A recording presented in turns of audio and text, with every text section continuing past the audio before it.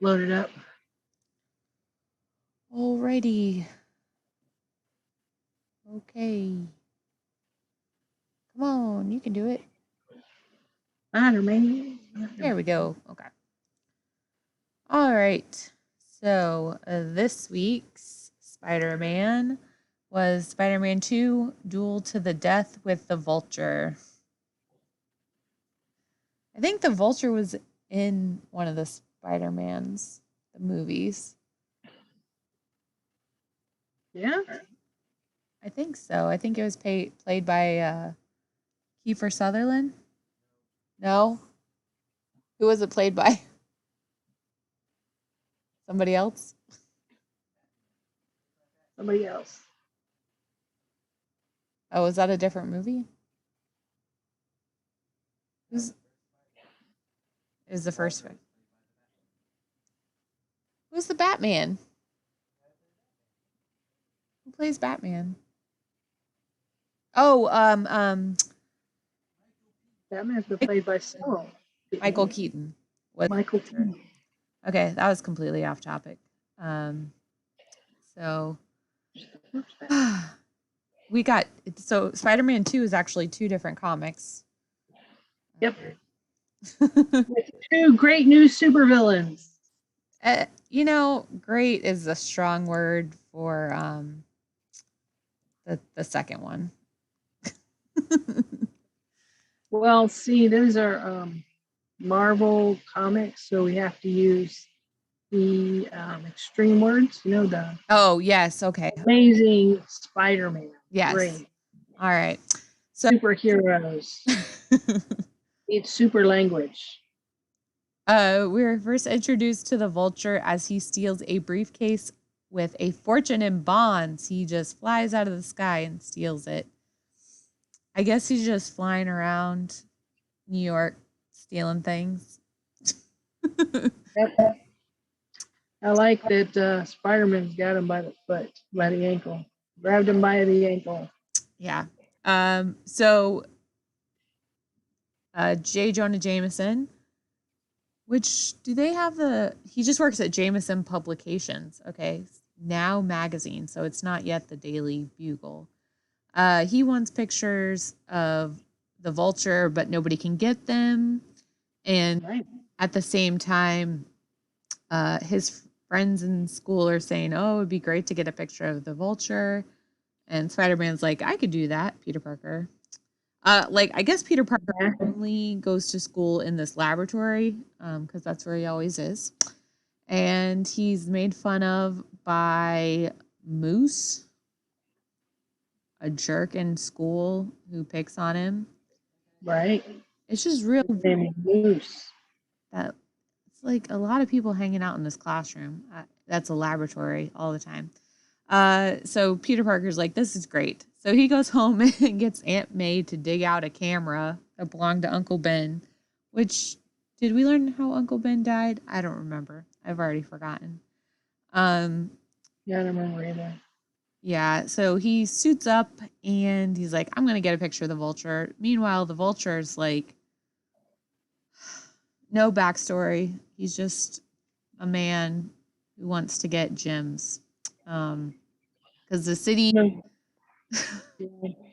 In a Vulture costume. In a Vulture costume, yeah. A green Vulture costume because that's so original and accurate.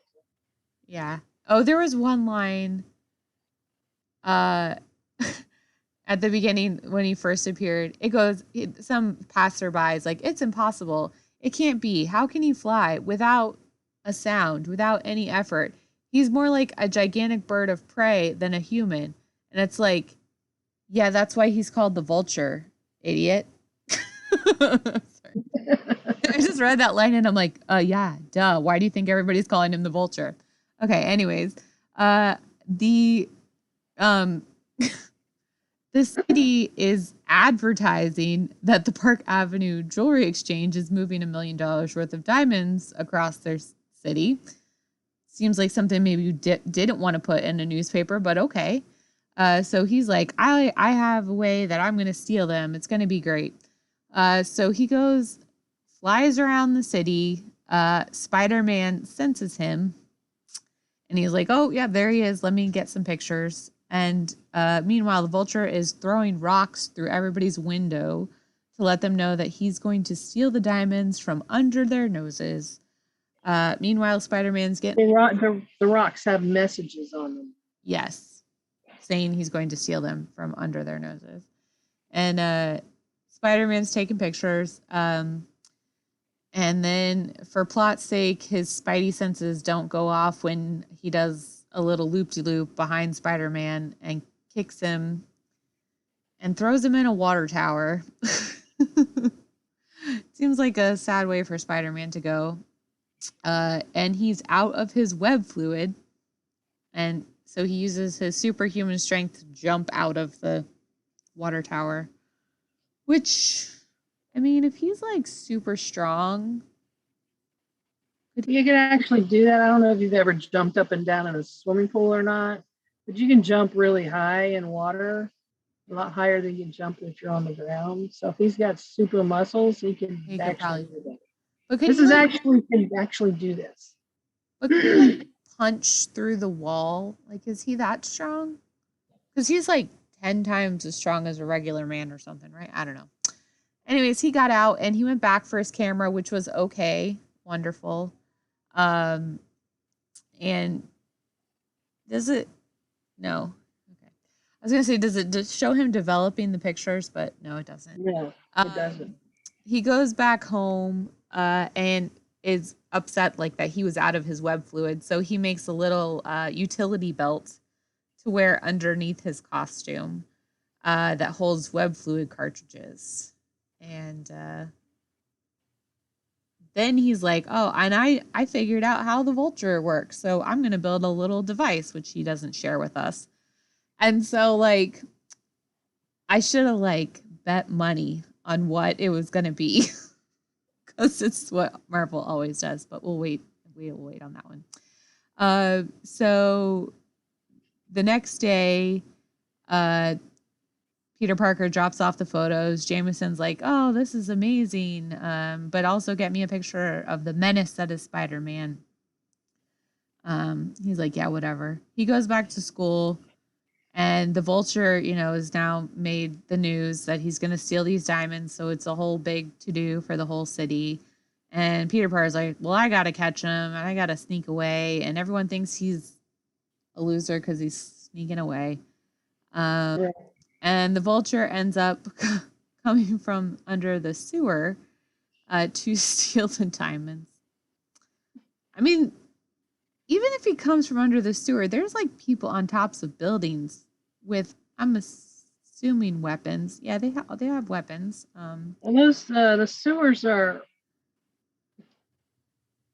they're very large, okay, and the water is just a little bit on the bottom. No, but I'm saying, like, if he popped out of the road that they were walking in, like, I guess everyone's looking. Yeah. Everyone's looking up. Everyone's looking up. All right, fine. I'll give it to him. Anyways, he steals the diamonds, of course. Peter Parker is like, oh, dang, he fooled me. I didn't realize he was going to do that. Let me swing around the city and see if I can find him. And, of course, he finds him. And this time, his spidey senses work that he, like, swooped behind him. And he grabs him with a web on his foot and then his hand and activates his little device, and it works. And does this say what it is yet? No. Okay. And they're falling, and the guy's like, oh, you're gonna kill us both. And Spider-Man's like, I can just swing away. Sucks to be you. He says, as for the Vulture, he'll manage to break his fall by spiraling down, but he's gonna have a tough time ever using those wings again. It's just funny, like, he could have let him land nicely. I mean, right. Spider-Man. Yeah, just whatever, bye. And then on the next page, we get to learn what the wings are. And it's some generic magnetic power for the 50th time. It's the only evil villain superpower Marvel knows how to give them. Magnetic power. Some weird mystical magnetic power that makes no sense. Anyways, Yeah. every time Marvel. And so Could have been radioactive this time, but no, it's magnetic. no, yep, magnetic. Um, so he turns in the photos, gets a bunch of money from Jameson. Like, I don't know. Okay, fine, it's a comic. How easy would it be for Jameson to figure out he's Spider-Man? Like, oh, how did you get these pictures from like up in the air? And like And nobody else can get them, but you so can close get to them. a battle with Spider-Man and Vulture fighting. It's like, because he's Spider-Man. Whatever. Okay. So anyways, he paid his Aunt May's rent for a year and is going to buy her new kitchen appliances. That's so 1960s. Yeah. Not the rent, but the buy her kitchen appliances. Yeah. So, I mean, and then the Vulture gets sent to jail, and, you know, they leave him in his costume in jail. Right. They don't strip him of his yeah. You know. So then we move on to the second one, which is the uncanny threat of the terrible tinkerer. Dun dun dun. We're back to I won't. That was brilliant. Go on. Yeah. Uncanny threat of the terrible tinkerer. I mean, I think this one's probably as long as the other one, but it just seems like thrown together at the last minute or something. I don't know. It just seems weak. Anyways, Peter and the rest of the school is back in the laboratory, and his teacher has a doctor that wanted like the smartest student. So Peter Parker is going to help the most famous electronics expert in town. And he's like, okay, before I go, I should probably wear my Spider-Man suit under my clothes because you just never know. And the first thing that this electronics expert, he's an electronics expert. He's a scientist who does electronics. He had to send his radio in to get fixed because he couldn't fix it. Okay. So he's like, Peter, go pick up my radio that I needed fixed. That has tubes in it. Yeah, that's actually right. That is actually correct. I know, but like he's an electronics expert. He can't fix the tubes in his own radio. Yeah, he should have been able to. Yeah, exactly. He should have been able, but the tubes in the radio, that's actually, I was like, oh, wow. Yeah. Radios used to have these glass tubes that made, I don't remember how it worked, but in TVs too, they used to have glass tubes in them for their circuits. Yeah. For computers and solid state and little capacitors and tubes. So he goes to this tinker shop, and this guy's like old and weird and charges very little for his radio. And Peter's like, my spidey sense is saying something's weird, but he ignores it. And we learn that the tinkerer has a basement full of aliens who are placing unknown devices inside radios that they fix for extra special people, for special customers. And he brings the radio back up to Peter, and he's like, all right, here you go. Peter returns to Dr. Cobwell's laboratory, which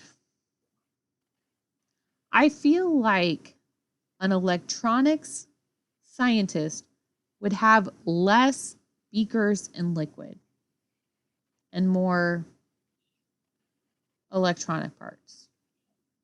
But maybe I'm wrong. I don't know. That seems like a lot of liquids for an electronics person. Anyways, Spider-Man's helping him with a thing, and he gets his little tingle again that says something like he got at the tinker shop, and he's like, I wonder what it is, but I can't ask because the guy's here. But the guy's like, oh, I gotta go give a lecture, so let me leave this almost complete stranger alone in my lab. I'm like the top scientist in the world. This seems safe. And so Spider-Man's like, well, now I can check it out. Oh, there's some weird crap in the back of this radio. Maybe I should go back to the Tinkerer shop. Now, are we supposed to know, is the Tinkerer guy the scientist guy? It doesn't make any sense. I feel He's a different person. I thought he was a different person. But okay, we'll get to the end and then we'll discuss it. So he goes back, it's closed. He's like, oh, that's no problem. I'm good at breaking and entering. And Yeah. he goes down into the basement and there's a bunch of weird aliens with the Tinker dude. And of course, it is the exact moment that they're discussing their evil plan that they have implanted spy equipment in all of the radios for like the top military dude goes goes to this Tinker shop for his crap. So they know I summoned you, Colonel, to discuss our plans for the defense of our eastern seaboard in case of a surprise attack by a hostile force. Man, they're just super lucky with their timing. But Spider-Man obviously gets seen by one of the aliens, so they get in a fight. And like he's crawling on the wall. And I'm just confused because they're like, that inverter mechanism thrown at him loosened his grip on the ceiling. He's falling. I imagine if you throw anything at somebody who's attached to the ceiling that it would be falling. It just seemed like a very specific comment for just like, yeah, you threw something and hit him and he's falling now. They all try to pile onto him, but he uses his superhuman spider strength to throw them off. But then he gets zapped by a weapon. And they put him in a specimen cage. Oh, this is actually pretty cool. Yeah. Yeah, into the specimen cage. Okay, so we're two comics in for Spider-Man, and he's been put in a glass cage twice now. He got put in one by the Fantastic Four, and now he got put in one by these alien people. So I find that funny. And so they're gonna suck the air. I'm a little confused at what was happening. They're gonna remove the air from this little cage. Yeah, but then there's like holes in it, and he's like, I can use these holes to hit the button. Which, like, if there's the air is being forced out through tiny holes. Forced. That doesn't make sense. No, see, okay.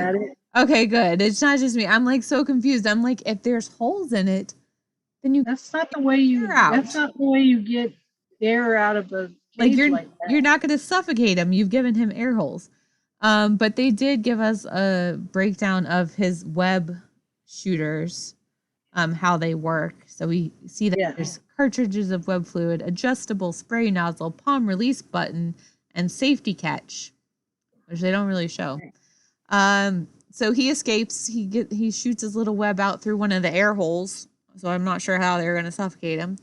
And then he knocks one of the aliens into a control panel that bursts into flames suddenly, and like it gets out of control fast, and it's all on fire. And once again, I just love how they're like having Spider-Man like not try to kill people.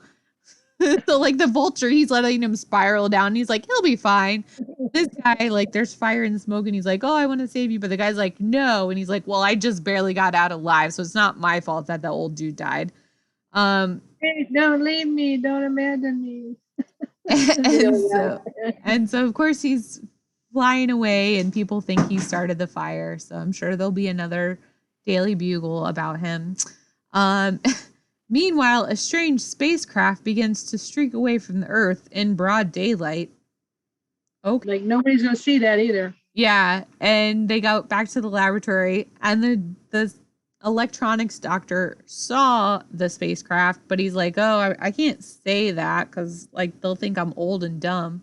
And I'm like, I'm pretty sure that's like Central Park that thing's taken off from. So I'm pretty sure like everybody in New York saw that thing. Like they probably don't think you're crazy. But anyways, at the end we see if not for this mask I yanked off the Tinker at the last minute, I might not believe it myself.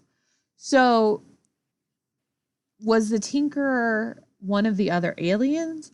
Or Actually, go ahead. For because what? he's wearing green pants, just like the scientist is wearing green pants, which made me think the scientist was the villain in disguise, but I don't know why he'd bug his own radio. That seems a little convoluted.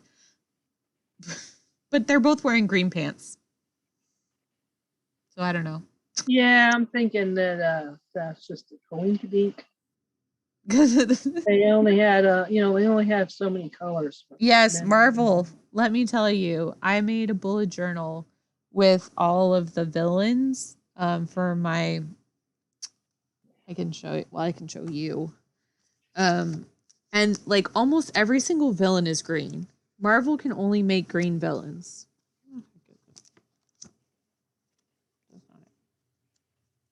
Like the Hulk and So like Doc Ock has green, Sandman has green, Goblin has green, Vulture has green, Lizard has green, Scorpion has green, Doctor Strange has green. Like they're all green. So they only have one color pot. yeah, for I said that Marvel probably got a discount on green markers and Well, every well, they villain's wouldn't use markers. They would have used paints, and in it's paint. probably it's easier. Maybe ink.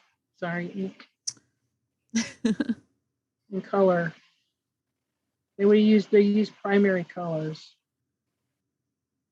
You look at the colors in the comic, they're very much primary: red, blue, green, black. You don't see any, you don't really see pink. Yeah. They have purple, but that's, I mean, yeah, green's a you know, secondary color too. So, yeah, primary colors, but not a lot of other colors. I You know what think I'm saying? Simple. this is a pretty good Simple. comic for everything that's wrong with it. I was still interested. I think it's more interesting than the other ones. Yeah, it wasn't bad. Do you want to discuss Hawkeye? I Did you finally watch it? yeah. The whole thing? Yep. What'd you think? So Hawkeye spoilers for anybody who hasn't watched Yeah. Hawkeye. Um, Watch Hawkeye or not? I didn't like any of it except that um Kingpin was in it. I was very happy Kingpin was in it, and then I was very upset that what the heck is her name? Whatever the new Hawkeye girl's name is, took on Kingpin. There's no way in any Marvel universe that she could even like have the slightest chance beating Kingpin. Like he would have mushed her into the ground. The fight would have lasted 2 seconds. He would have murdered her. The end. So I really don't like that they gave her a chance. That she's not dead. That's bad writing. Like yeah, Kingpin's like one of the strongest villains. And Right. And you throw some 20 something punk ass kid. little kid at her. Yeah. Like And no. and the kid thinks they're gonna like be able to do anything other than get killed, and it's like, Yeah. So yeah, and just I don't like that part of it. That's the only part of her age too. It's just like, okay, she's a kid, okay, she's just got out of college or finished college or whatever, but she's a kid. I mean, I feel like she's not suffering the repercussions of her actions. And I think that ticked me off a lot because I felt like that was a theme. Like she didn't suffer the consequences of destroying a bell tower. And so then she broke into a black market auction. She didn't suffer any consequences from that. You know, she took on Kingpin. She should be dead. She's just an idiot. And so I don't like her. Yeah, I get it was about episode 3 she stopped being so stupid. It kind of got a little more smart. Yeah. A little more. I didn't like Hawkeye. Yeah. I watched it all. I like the way it ended. That was a really interesting way it ended. That with her mother being one of the villains, like, okay. Yeah. Which I mean, I thought her mom was going to be a villain from the first episode. Oh, okay. I didn't think so, but Oh yeah. Well, I mean, they're rich people, so of course she was going to be a villain. Um yeah. I yeah. I didn't like it. Wasn't good. I did see Spider-Man, which we will not discuss, but I was happy with Spider-Man. Well, that's good. I haven't seen it yet. Yeah. Whatever. I won't say anything, but I liked it. So, do we read number 3 next week, or yeah, we can go read number 3 next week. Or do we want to? Okay, we're coming in. We want to take a break to February. That's what I was gonna say. Yeah. Okay.